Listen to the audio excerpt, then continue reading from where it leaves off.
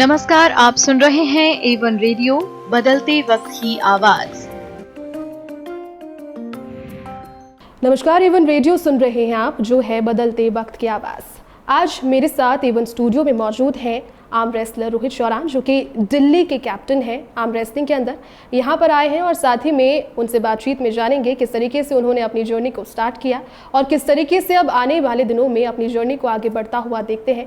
बहुत ही छोटी उम्र में काफ़ी ज़्यादा उन्होंने मेडल्स यहाँ पर हासिल किए हैं, साथ ही में अनडिफिटेड भी उनके नाम के आगे टैग है। वो क्यों है, वो जानेंगे इस बातचीत में रोहित शौरान से। रोहित, सबसे पहले बात यहाँ पर हो रही है आपके स्पोर्ट से जुड़ी हुई। आप दिल्ली आर्म रेसलिंग टीम के कैप्टन भी हैं।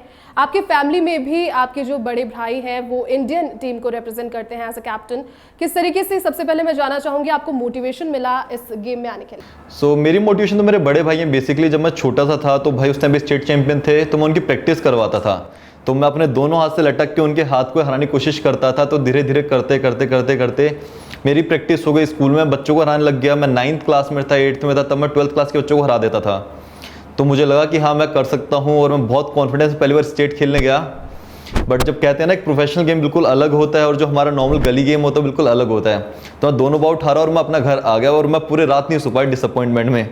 तो उसके बाद मैंने पूरा 1 साल दिया, मुझे समझ आया क्या लेवल होता है प्रोफेशनल गेम का। तो जब अगली बार मैं खेलने गया तो मैं सीधा मैंने मेडल जीता स्टेट में और उसके नेक्स्ट ईयर मैंने गोल्ड मेडल जीता नेशनल में। तो तब से मेरी जर्नी स्टार्ट हो गई और वो कभी रुकी नहीं आज तक। बिल्कुल। रोहित, आपके फैमिली में भी बहुत ज़्यादा स्पोर्ट्स को तवज्जो दी जाती है बिकॉज ऑफ योर ब्रदर। उनके शायद से उनके अचीवमेंट्स की वजह से आप लोगों को एक मोटिवेशन जो एक किक होता है वो मिला। लेकिन स्टार्टिंग में क्या आपको भी वो चैलेंजेस फेस करने पड़े थे जो कि हर एक मैं कहूँगी कि एक नॉर्मल आदमी को जो कि इनिशियली अपना लेवल स्टार्ट करता है उसे फेस करने होते हैं कभी भी? ऑनेस्टली स्पीकिंग, मेरे को आज तक कोई चैलेंज फेस नहीं करना पड़ा। मेरी फैमिली बहुत ज़्यादा सपोर्टिव थी। मेरे लिए सब कुछ परफेक्ट था। इट वाज लाइक सब मेरे को प्लेट में मिला रखा हुआ। मुझे कोई इशू नहीं आया। मेरी फैमिली बहुत सपोर्टिव थी। मेरे बड़े भाई, मेरी मॉम, डैड, सब ने पूरा सपोर्ट किया हमेशा।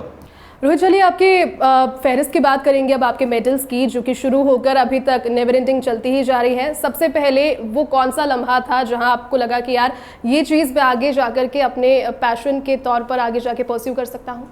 जब बड़े भाई इस प्रोफेशन में थे तो मैंने सोच लिया अब और कोई ऑप्शन है नहीं।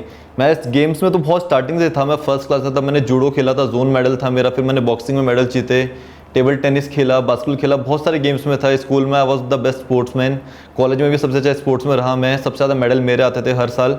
बट लास्ट में सोचा मैंने कि आर्म रेसलिंग से इतना प्यार हो गया कि इस गेम को ना हम कहीं पे भी दिखा सकते हैं। इट्स ए क्लब, क्लासरूम, कोई भी जगह हम ये गेम खेल सकते हैं, खुद का टैलेंट दिखा सकते हैं। तो एक गेम से इतना प्यार हुआ कि मैंने सोच लिया कि हाँ, इस गेम में प्रोफेशनली जाना है मेरे को आगे।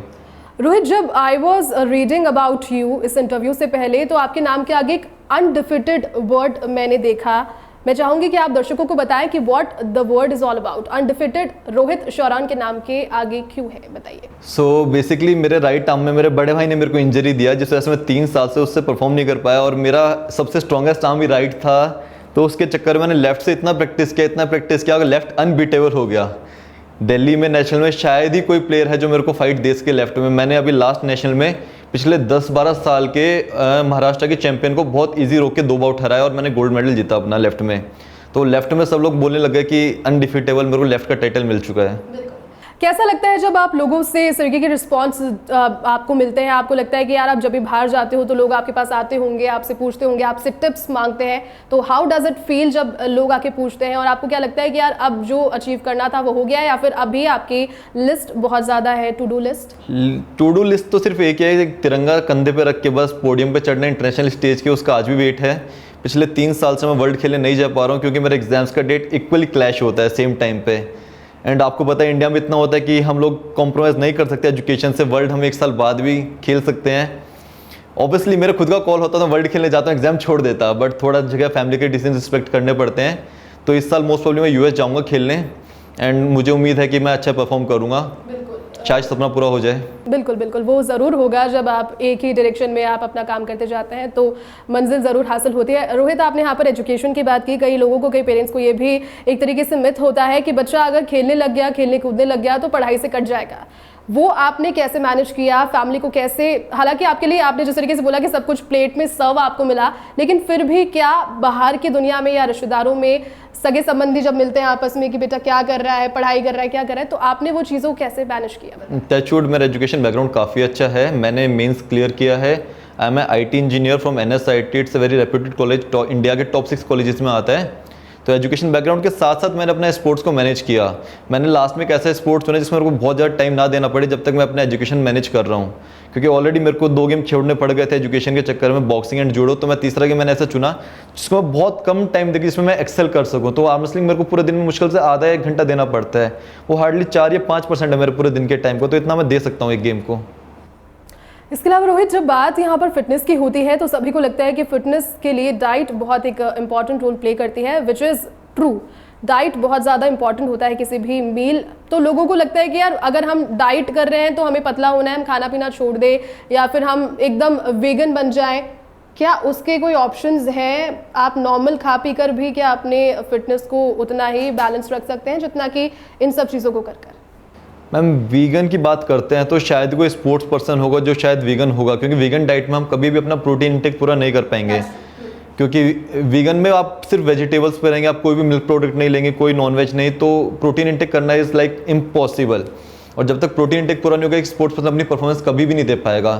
तो वेजिटेरियन डाइट की हम बात करें तो हम आराम से कर सकते हैं। अब तो सप्लीमेंट्स आ गए हैं, वे प्रोटीन है, नॉर्मली गाय के दूध से बनता है, हम लोग वो सोर्स कर सकते हैं, वहाँ से हम प्रोटीन इंटेक पूरा कर सकते हैं अपना।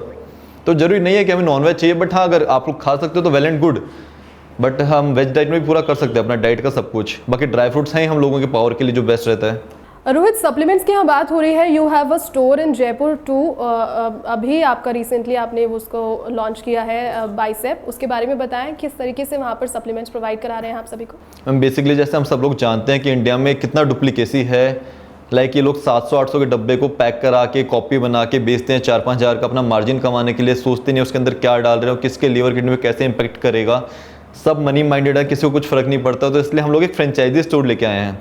एक बेसिक सा एग्जांपल दूंगा, अगर आपको जैसे शूज़ खरीदना होगा नाइकी का, तो आप नाइकी के शोरूम जाएंगे, उनके स्टोर पे जाएंगे और आप देखेंगे वो सेम जूता आपको 800 रुपये में बाहर की दुकानों में मिल जाएगा कॉपी। तो सेम सप्लीमेंट इंडस्ट्री में है। तो हमने यही प्लान किया कि हम अच्छा फ्रेंचाइजी स्टोर लाते हैं जो बहुत रेप्यूटेड है और उसे खोलते हैं जयपुर में और बाकी स्टेट्स में भी, ताकि डुप्लीकेसी का ना जो सीन है वो खत्म हो जाए इंडस्ट्री से। तो अब तक कैसा रिस्पांस आपको देखने को मिल रहा है मैम? जयपुर से इसको लेकर? बहुत अच्छा रिस्पॉन्स मिला है, लोगों में बहुत समझ है, उन्हें समझ आता है कि क्या चीज़ क्यों ये हमें मतलब इन्वेस्ट करना चाहिए अपनी हेल्थ में। सबको पता है क्या हो रहा है इंडस्ट्री में, सबको पता है, इतने वीडियोस वायरल होते हैं कि नकली सामान पैक हो रहा होता है, कट्टे पैक हो रहे होते हैं, कुछ भी डल रहा होता है उनमें। तो लोगों में नॉलेज है, लोग आ रहे हैं और उन्हें अच्छा लगता है, हमें इंटरेक्ट करके अच्छा लगता है जब नॉलेज हम लोग शेयर करते हैं आपस में। तो अभी तक काफ़ी अच्छा रिस्पॉन्स लगा मेरे को। रोहित, आपको रुकना चाहूँगी, आपने इंटरेक्शन की यहाँ पर बात की, क्या अब उस लेवल पर आप अपने आप को पहुँचा हुआ समझते हैं कि कोई अगर यंगस्टर आके आपको पूछे कि मैं किस तरीके से इस फील्ड में आगे जा सकता हूँ या फिर मुझे टिप्स दीजिए आप, do you interact with them? क्या आप उनसे बात करते हैं या फिर उनको बताते हैं? और अगर हाँ, अकेडमीज कौन से राजस्थान में, जयपुर में है ऐसे बच्चों के लिए जो कि चाहते हैं आर्म रेसलिंग में जाना? अगर आर्म रेसलिंग की बात करें तो मैं अभी तक 18 national champion, more than 40 state champion create कर चुका हूँ जो मेरे स्टूडेंट्स हैं, जिनसे मैंने कभी कोई फीस नहीं ली, फ्री में मैं ट्रेनिंग देता हूँ उन्हें दिल्ली में। अभी हम राजस्थान में भी स्टार्ट कर रहे हैं, बाइसेप्स के स्टोर पे क्लासेस होंगी आर्म रेसलिंग की, विदाउट एनी चार्जेस, कोई भी आ सकता है, सब वेलकम है, सबको हम सिखाएंगे। तो और वैसे ओवरऑल मेरा बॉडी बिल्डिंग अगर देखें तो पूरा फिटनेस लाइन से मिला के आज तक मैं 250 प्लस स्टूडेंट्स तैयार कर चुका हूँ।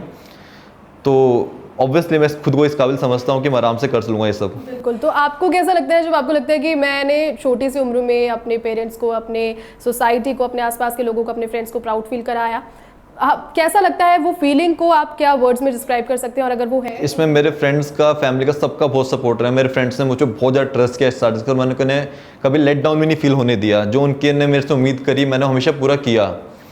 तो काफ़ी अच्छा लगता है जब मॉम डैडी प्राउड होते हैं, बड़े भाई प्राउड होते हैं, सारे फ्रेंड्स प्राउड होते हैं, सबके बीच में बैठ के बहुत अच्छा लगता है। संदीप, कोरोना का टाइम हम सभी ने देखा, आई एम श्योर आप भी उससे अछूता नहीं रहे होंगे। आप इंडिया में जो भी इंसान है उसने सबने फेस किया है, वो एक डिजास्टर था हम सभी के लिए, जब पूरी दुनिया ताले के पीछे थी, हम लोग बाहर जाने के लिए भी परमिशन सीख करते थे। अब यहाँ पर बाहर जिंदगी थोड़ा थोड़ा खुली है, वापस से ट्रैक पर आ रही है। लोगों ने जिम जाना, वर्कआउट करना बहुत मिस किया। लोगों में वो सो कॉल्ड चीज़ें होती है कि हम जब तक जिम नहीं जा रहे हम तो घर पे बैठेंगे और फिर हम अपना जो इनटेक है वो बढ़ाते जाएंगे। वो 6 मील से डिवाइड होकर 5 से 7, 8, 10, 15 हो जाती है और फिर वो लास्ट में उस चीज़ को कंप्लेन करते हैं कि कोरोना की वजह से हम मोटे हो गए, पतले हो गए। मोटा पतला होना that's not a big thing, आपको फिट होना चाहिए। तो क्या घर में रह करके आप अपने फिटनेस को उतना ज़्यादा तवज्जो दे सकते हैं जितना कि आप जिम में जाके डंबल उठा के वर्कआउट करने के बाद में दे सकते हैं? मैं खुद को, मुझे कोरोना हुआ था मेरे बर्थडे के दिन ही, तो मैं भी ऑलमोस्ट 2 हफ्ते क्वारंटाइन था। एंड ऑनेस्टली मुझे पता भी नहीं चला मुझे कोरोना कब हुआ, कब निकल गया। भाभी ने टेस्ट कराया तो मैंने टेस्ट कराया तो मैं पॉजिटिव था। तो मेरी इम्यूनिटी इतनी अच्छी थी स्पोर्ट्स पर्सन होने की वजह से कि मुझे पता भी नहीं चला कि मैं ऑलरेडी कोरोना मुझे है। जब भाभी का टेस्ट आया तो रिपोर्ट कराया, पता चला कोरोना। बट मुझे एक भी कोई दिक्कत नहीं हुई पूरे कोरोना में। लोगों को बहुत सफ़र करना पड़ा है, मुझे पता है, होता है। बट मेरे इम्यूनिटी ने टचवुड मुझे कुछ भी सफ़र नहीं करवाया। मैं आराम से घर पे क्वारंटाइन हुआ, मैंने खाया पिया और मैं आराम से रिकवर कर गया। 2 महीने में मैं बैक टू नॉर्मल था। एंड रही बात कोरोना में घर पे वर्कआउट करने की, लोगों को मैंने इतना देखा है कि लोगों ने 20-20 किलो गेन करा है घर पे बैठे बैठे खा के। मेरा पैर का सर्जरी भी हुआ था कोरोना के टाइम पे ही और मैं 7 महीने बेड रेस्ट पे था क्योंकि मेरे को बहुत ज़्यादा बेड रेस्ट डॉक्टर ने रिकमेंड किया था। मैंने भी बहुत वेट पुट ऑन कर लिया था उस टाइम पे, बट मैंने 2 महीने वापस घर पे वर्कआउट करके अपना वेट दोबारा मैंने लिमिट किया। मैंने 12 किलो फिर लूज़ किया, मैं अपना दोबारा शेप में आया। तो घर पे वर्कआउट करना बहुत आसान है। हम बेसिक एक्सरसाइज कर सकते हैं, स्क्वाट्स हो गया, पुशअप्स हो गया, स्किपिंग हो गया, स्पॉट रनिंग हो गया, बहुत कुछ होता है। अगर करना चाहेंगे तो ना, पहले तो जिम होते भी नहीं थे, तब भी लोग फिटनेस करते थे। तो वो एक्सक्यूज़ है आपका कि आपको जिम नहीं मिल रहा था, बॉडी नहीं बना सकते, सब हो सकता है, घर पे हो सकता है आराम से। Excuse basically.